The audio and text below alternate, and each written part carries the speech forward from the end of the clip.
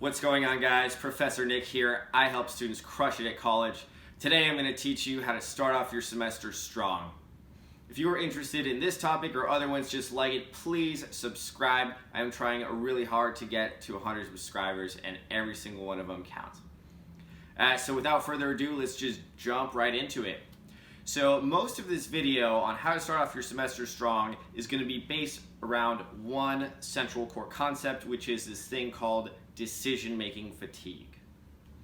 Decision-making fatigue is this phenomenon that happens when you are wasting time and energy trying to figure out, do you do this or that?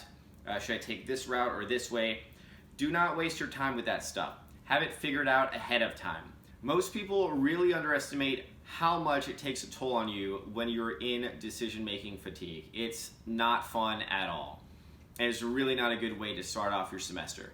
So what you want to do is, instead of just kind of sitting around and chilling during the start of the semester, take your time to proactively figure out all the stuff you've got to do, set it up, and put yourself in a position to just execute and move forward. You might have seen Steve Jobs way back when, and very often you'd see him wearing the exact same attire. He'd have the same clothing for a lot of these presentations and stuff. Why was that? If I had to speculate, I'd say because it removes the decision-making fatigue. He's already got that decision made, so he doesn't have to think about that at all. This is the same reason sometimes when, if you're trying to cultivate a habit of, say, working out or running every morning, you might put out your workout shoes and your gym clothes and stuff out beforehand. You're making that decision ahead of time, and it's much easier to commit. I want to share an idea with you that's going to help you eliminate decision-making fatigue. It's a French term called mise en place, which basically means having everything in its setting or its place. This is in the context of the culinary arts, cooking and baking and all that good stuff.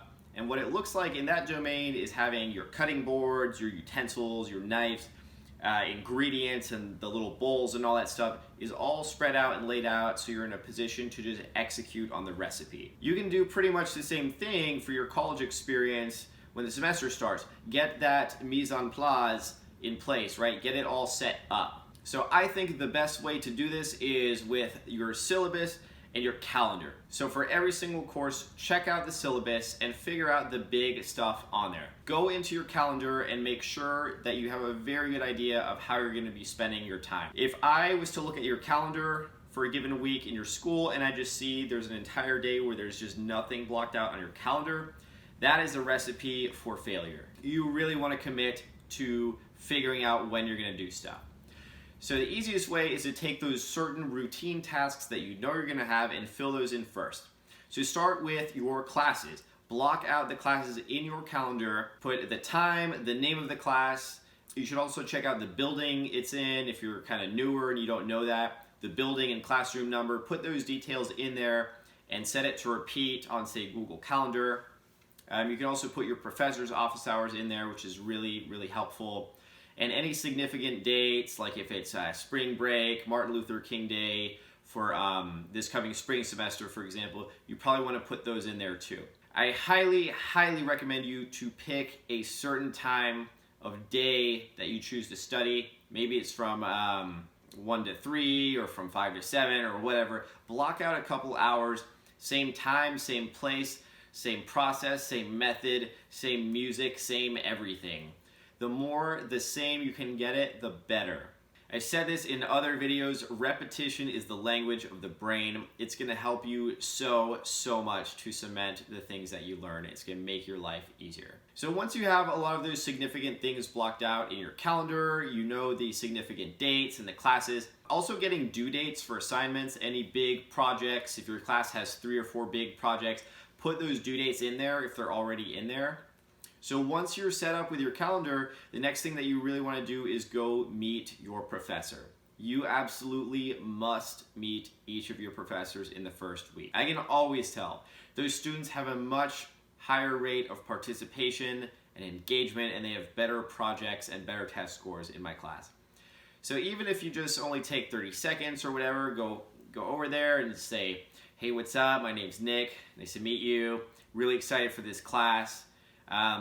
I'd recommend saying something along the lines of, do you prefer to be called this? Do you prefer to be called Dr. Fernandez? It's going to communicate respect and a sense of collaboration with your professor.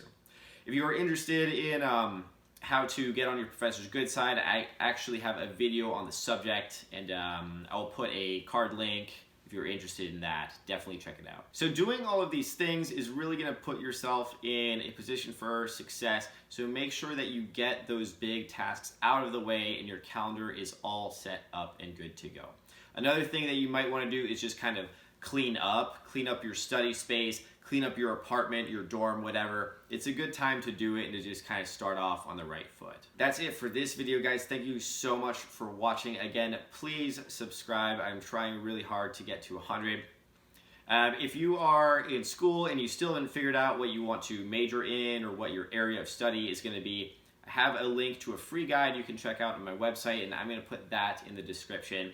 If you enjoyed this video, please give it a like and let me know what you are going to do this week to prepare for the coming semester by leaving me a comment.